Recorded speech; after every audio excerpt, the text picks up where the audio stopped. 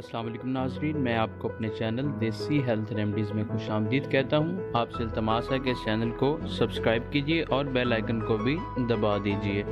तो नाज़रीन, आज की वीडियो जो हम आपकी खिदमत में लेकर हाज़िर हुए हैं, ये उन लोगों के लिए है जिनका चेहरा बेरौनक, फीका और रूखा महसूस होता है। तो इस नुस्खे में उनके तमाम मुश्किलात का हल मौजूद है।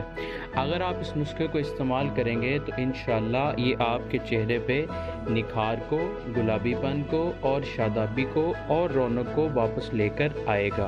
तो नाजरीन, बढ़ते हैं इस नुस्खे की तरफ। सबसे पहली चीज़ जो हमें चाहिए वो है हल्दी, जिसे हम टर्मेरिक पाउडर भी कहते हैं।